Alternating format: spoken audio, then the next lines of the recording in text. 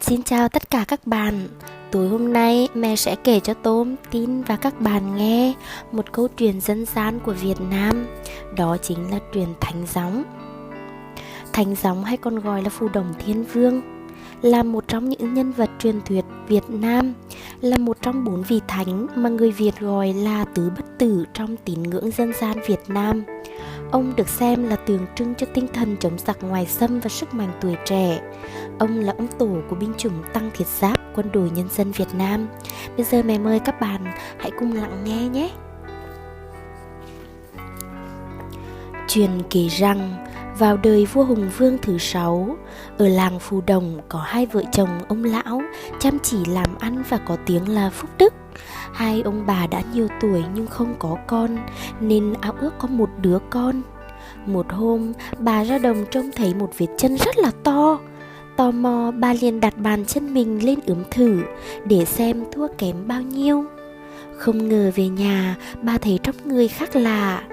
Bà có thai và 9 tháng 10 ngày sau sinh ra một cậu bé, mặt mũi khôi ngô tuấn tú, đặt tên là Gióng.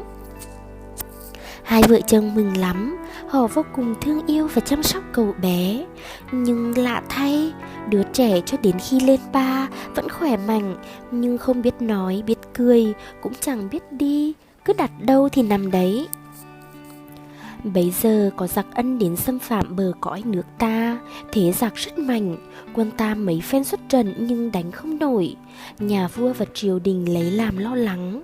Sau khi bàn bạc với các quan, nhà vua bèn truyền cho sứ giả đi khắp nơi tìm người tài giỏi cứu nước. Khi đến làng Phù Đồng, sứ giả đang loa ngoài ngõ, bỗng dưng cậu bé ngồi dậy cất tiếng nói: "Mẹ ơi, mẹ ra mời sứ giả vào đây cho con." Bà mẹ ngạc nhiên nhưng cũng chạy ra mời sứ giả vào.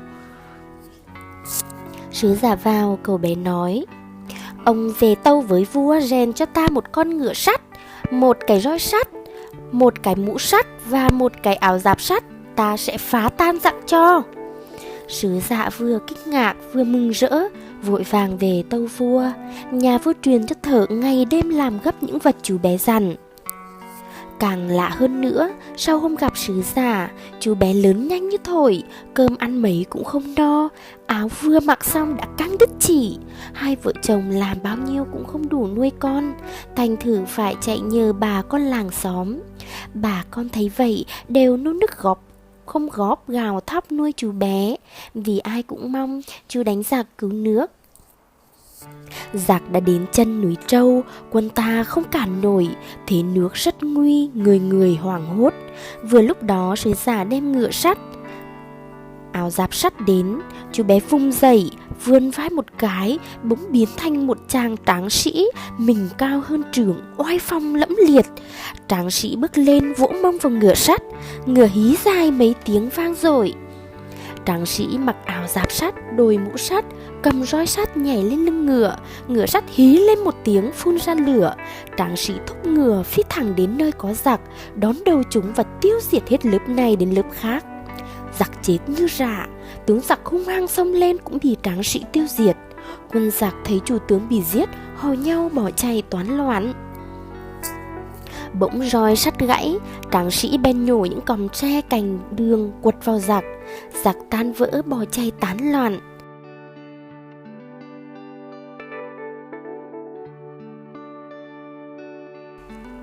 Đám tàn quân dẫm đạp nhau chạy trốn. Tráng sĩ đuổi đến chân Sóc Sơn thì quân giặc đã tan tành. Lớp bị chết, lớp bị quân dân ta bắt sống, lớp xin hàng.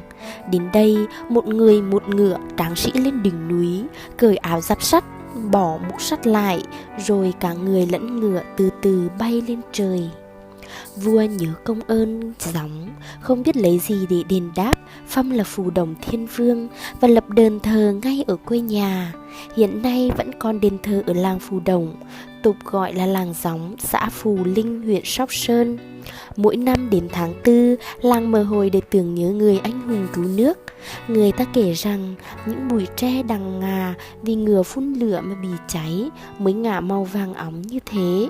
Còn những vết chân ngựa nay đã thành những hồ ao liên tiếp. Người ta còn nói khi ngựa thét ra lửa, lửa đã cháy thiêu một khu rừng, cho nên về sau khu đó gọi là làng cháy. Vậy là đã hết câu chuyện dân gian Thánh Gióng. Các bạn thấy Thánh Gióng thật là một vị anh hùng cứu nước, thật là oai hùng phải không các bạn? Đã hết câu chuyện rồi, mẹ chúc các bạn ngủ ngon nhé. Chào tạm biệt các bạn.